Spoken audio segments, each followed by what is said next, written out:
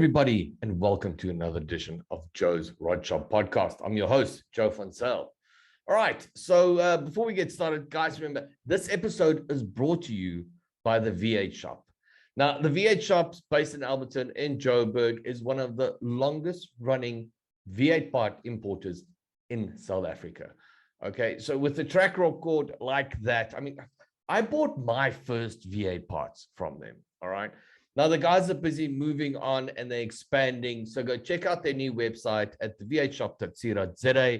A lot of products are going up there now. They're setting up more contracts and they are expanding like you can't believe. So go check out the V8 Shop or go check them out on Facebook. I will put some links down at the bottom so you guys can go check this out. What else is planned for this year? The RodShop TV show. Now, the show is changing name. We're moving over to RestoMod, and that's because it's not just hot rods anymore. We are getting into so many other things, and the show is just expanding. So the show's name is going to be changing over to RestoMod TV, and the new season is going to be insane. So what is in season 5? I mean, there's so much. Marsh Roadsters coming on, Thundersport, RossBus showing us new insane cars coming in. The RF Army is back with more stuff, and there's even like boats and stuff involved in more. This episode or this season is going to be insane. So check it out. It's going to be on Ignition. It's going to be cool. All right, now on to today's show. So I love drifting. You can see the hat. I love drifting. And Mike and Jim, who's head up SupaDrift in South Africa from day one, these boys are brilliant. They have done so much for this industry. I don't think people can actually fathom how much work these guys have put into it. Now, we've got them on the show to talk about how much 2021 sucked and how awesome 2022 is going to be. And if you like Burnouts, this is something you want to hear, because they are launching something that is going to be seriously cool. Check this out. We have Mikey and Jim from SupaDrift on the show. Guys, thanks so much for being on the show. Hey, Joe. Nice to be on. Okay, so thanks for having us. Before we start on this year, last year sucked a lot, but you guys still pulled off SupaDrift. I mean, how was it last year? Because it was all over the place. As in, not you guys, as in the events, then stuff can go, then it can't happen, and, you know, no spectators, a little bit of spectators. I mean, how was it for you guys last year? Yeah, last year was all over the place, to be honest with you. We had a schedule set for first quarter, second quarter, couldn't do events. Eventually got it going in the third quarter and started with the event at the Rock. Then they limited us, the government with their bylaws limited us to 2,000 or 1,500 people. Sorry, Allah. I think we had like just over that, including drivers and crew through the gate. It was a very good success. So we ran double header events in that one. The next one was down at Desi. We were then hamstrung by the bylaws again, which said you can't have an event essentially, but what you can do is have a restaurant open, and you can have 750 or 1,000 people at a restaurant. So we opened a restaurant, and when you bought your food, you could go watch drifting. So that was us finding the loophole. That is the most beautiful loophole ever. You went to the restaurant, and your bonsella was you got to watch some drifting. Then the third one, we got back to the Rock. And then the government bylaws changed again and said, okay, you can have an event, 2,000 people outdoor, and but limited to those people need to produce a vaccination certificate at the gate if they were to view the event. Then we were like, flip, this is ridiculous. You know, it's actually got out of control. But we ran the event regardless. Unfortunately, it was a gale force when the heavens opened up. We had like minor flooding on the track, but the drivers were amped, and we ran the entire event. And the second part of the event, which was the double header side, that one was cancelled, unfortunately, because there was just too much water on the track. So we ran a cumulative championship made up of 4 events.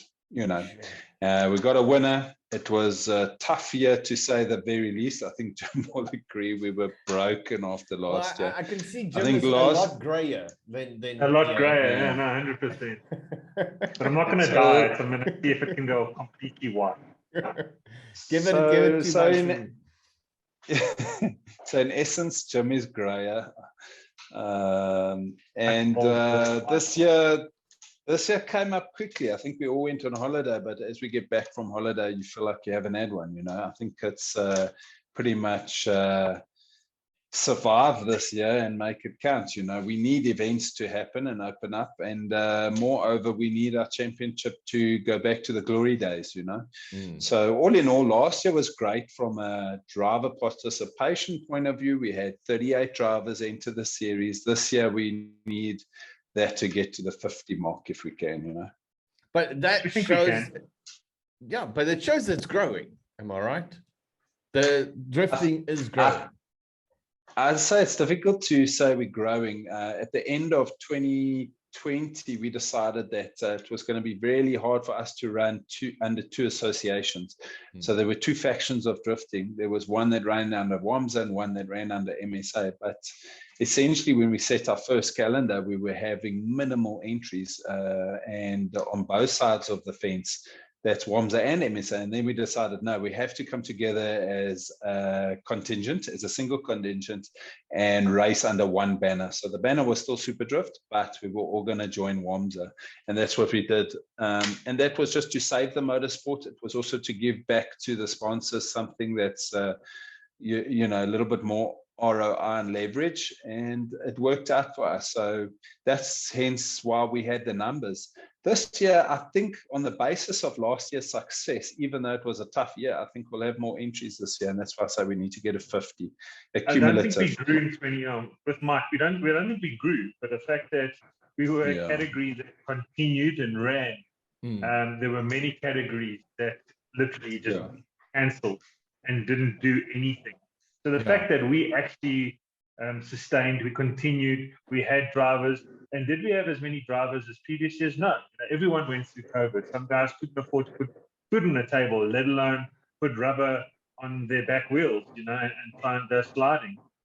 So the fact that we ran events and that we had a decent field, I do foresee that when things start easing up and guys are starting to go to work and put some money and bread on the table, I think we'll see a big change.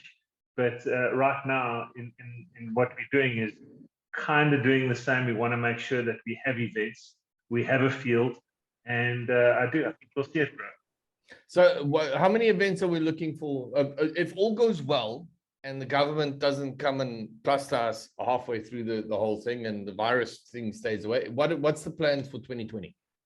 22, sorry.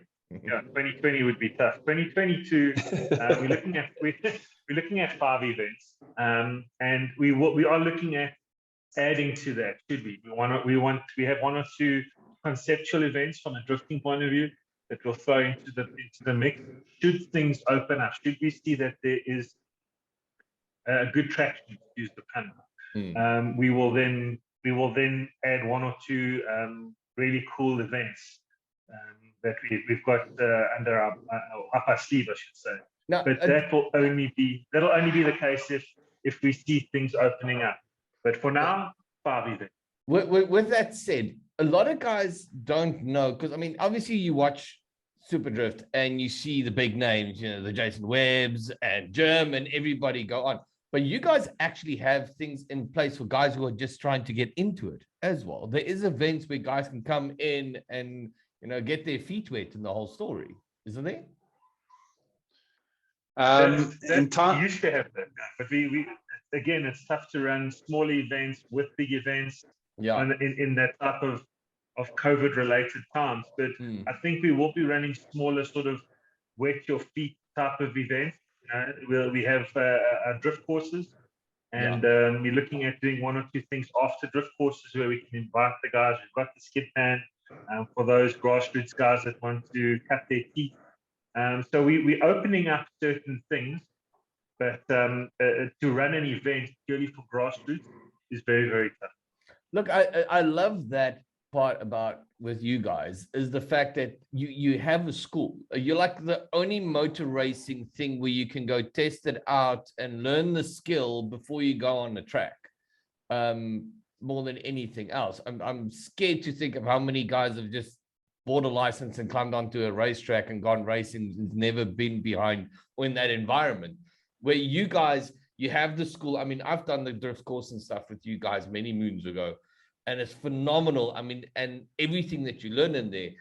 So I want to let everybody out there know, if you still want to get into drifting, you don't know how, speak to Jim and Mike. I mean, you guys have all the information from, you know, how to get into the driving, what you need, car spec, everything. Am I right? I think that's the beauty about our sport. You know, when we started this, luckily there was no red tape, no baggage from previous organizers and previous people. You know, we could take it with both hands. So we from top to tail, yeah, when you want to learn how to drift, come to our drift courses, you get good at that, you can refresh yourself, come to small courses, get better. We can show you how to build a car, buy a car. You can evolve into a smaller event, into a bigger event, bigger car. So there is a process that we've put in place, unlike any other motorsporting genre and category. But you know, I think that's the beauty, is we didn't inherit any baggage or red tape from previous. Exactly. But now, when Mikey and I had a meeting a while back, he told me about something new that's coming, which I literally like almost fainted. So you guys are starting a burnout session. Am I right? Mike, how's this going to work? So simply, it's just to add value to the entertainment chain that's involved at a SupaDrift event. There's certain dull areas in the schedule where there's no action on the track. So in order to compensate for those kind of lull moments, we wanted to do something to excite the crowds. We believe that there are enough car clubs out there, for example, the Ford Mustang Club, that can come and participate in a burnout competition. So I think people will aspire to it and also want to smell burning rubber more over than just on a drift track, you know, and actually see these cars do burnouts. And a lot of them can be normal, you know, road cars, rear wheel drive road cars that can come and give it a go. You know, you don't necessarily have to build a drift car, it's just a burnout. So it pretty much rear wheel drive. Can be a front wheel drive, can be an all wheel drive, as long as you smoke the tires. I mean, what's not to love about, yeah, don't crash. Well, that might be part of the entertainment, but what's not to love about something like that? A bit of craziness. Anyone that wants to put their car sideways and donut, you know, that's the beauty about something like that. It ticks all the senses, literally. You know, you can see it, that's tight. You can feel it because you're going to feel the roar of some of those engines. You're going to taste the smoke. You're going to smell the smoke and the ethanol and whatever else comes from it. And yeah, like I say, you get to feel it. Well, I mean, something quite spectacular. Literally, like a week ago, it was the Summer Nats in Australia, which is basically, that's what it is. People don't understand. It's just burnout. And I've had people in South Africa going, well, why would you want to have an event where you just shredding tires? And I'm like, that is the most spectacular thing you've ever seen in your life. And I love the fact is it's what you've got. So if you've got a Cortina Bucky with a V6, but you know how to light up the back tires, bring it. You know, if you've got a new Mustang, old Mustang, if you've put a V8 or anything with horsepower into anything, you can bring it basically and just come shred tires. Well, that's a concept and idea. I think it's going to evolve. We're going to have to start somewhere. And, you know, I'm not sure how many entrants we'd get to that, but I think, you know, maybe you win your tires back or something. We'll get a tire sponsor to back it, and whatever you burn, you recover in your prize, you know. But I think you've got to start it. I think I see its success overseas, and I think it's just someone just needs to start it. So I think for us, you know, doing the drifting, and I think it's just a great add-on. I think it will definitely bolster the events, and it's just part and parcel of what's going on the day anyway, you know. So SupaDrift is more about more about the competition. We want to run festivals this year, not just, produce an event and leave it as that. I think we actually want to get festivals going where it's actually good for the mom with her kids to come and watch as well and be part of it. Exactly. I always love that. I love events where it's multifactional, there's multi things going on at the same time instead of just a one. I mean, I think I stopped going to static motor shows probably like 5 years ago, because it just became so boring, Yeah, I think there's value. There's value to seeing interesting cars, interesting things. Not everyone can afford to burn a Camaro or a Mustang. So there's some value still to static, but it can't just be that alone. You need some interaction. That's what I mean. Interactivity. You especially, in the heyday when we had like a stupid amount of motor shows, because you end up seeing the same cars, same thing. So basically, it's like, dude, I could have gone to your house for a braai, and it's just, how can I put it? I love it if there's an event that's got a little bit of everything. It's something for the whole family. It's not just the complete extreme petrol head that's there to see and spectate one thing. It makes sense, but that's why it makes sense with what you guys are doing with SupaDrift, with taking that, adding burnouts, and just adding more elements into it. Because you're gonna, how can I put it? You're making something for everyone. If that makes sense. Yeah, definitely. I like it. So what else is on the cards? How's the cars and everything doing? You guys are still running your the Nissan the Z350s, the Chevy motors and stuff. Any changes or anything from there? At this stage, no changes. We'll run the same kind of setups as last year. Had a bit of bad luck in the last event of Gas Live Motor Show in December last year. Blew my motor in the one car. So that car's parked on the side. Luckily, we had a spare car ready to go. And I think we'll just continue with that until we've got the way and means to decide what we're going to do with the old cars, So, for us, it's about, I suppose, maintaining them and keeping them fresh, more over than building new ones this year. I think it's, with the money and the economy and the way, your engines have doubled in price. Yeah. Everything else has got way out of control when it comes to import costs and taxes and that type of thing. So I think we're just going to sit back on what we have. And then when the time is right, then we'll pull the trigger and build something exciting and new. But for now, I think we're happy. The cars are doing well. They've got the Chev motors in them. They're strong motors. The cars are built well. So I'm hoping they can just sustain us for the duration of this year. Awesome. I also think that we're at the level that we're not chasing big horsepower. We've got good, consistent horsepower. And it's more the setup of the cars. We're looking at better suspension, better setups. How are we going to do the back suspension, the lower control arms, all those type of things? Get better angle. So I think, we're not just going to leave the cars. We still evolve them, but I think the evolving of them is now more in the setup and how they work for our specific driving styles, more than just chasing horsepower, which I think is the big problem in virtually all motorsport. Yeah, I want to get better, so I need more horsepower. No, but if you watch like Street Outlaws and this type of stuff, the guys take out power to get down the road. You guys don't have that problem. You're not trying to get down the road faster and this type of stuff. To you, it's about having the power and control at the same time. So once you're sitting at a level where you've got ample horsepower, where you can accelerate and slow down as much as you want, it is all about, like I said, everything else and setup that comes down to it. So what's the first event? What's our dates? And what other events are you guys got planned? Because obviously over and above SupaDrift and stuff, you guys get involved in everything motorsport. So what's first on the calendar? Our first event is a rock event. To open up the Rock Raceway with WAMSA, and then we have SupaDrift in March. So you're starting in March already? In March, yeah. Awesome. And I'll put the links and stuff through to the websites. Everything's been updated. You guys are all ready to rock and roll for this year? Yeah, we're literally finalizing this week.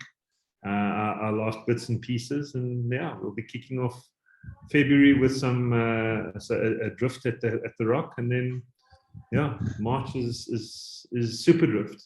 Luckily, there's Red Bull Car Park Drift. That's looking like it will probably be in April. But there's always the odd little activations that pop up, and people want some spinning and drifting cars. So we just got to wait for that to start happening. Exactly. Well, guys, listen. Let's hope it's a good year. You guys have done a phenomenal. If no one's ever told you, you guys have done amazing job. I mean, I don't think people understand how hard you two actually work in this industry. I don't think people grasp the concept of how much you guys have actually done for motorsport, especially drifting and everything in South Africa. So thanks for that. Definitely. Thanks. And I will see you guys probably in Feb. I'll make sure I'm there for the Rock event. And I think it's time I get a car ready and start complaining with you guys as well. That'll be nice too. Yeah. Good idea. Definitely. All right, guys. Listen, thanks so much for being on the show. All right. Thanks, Joe. I appreciate it. Thanks, Joe. God bless. Cheers. Bye.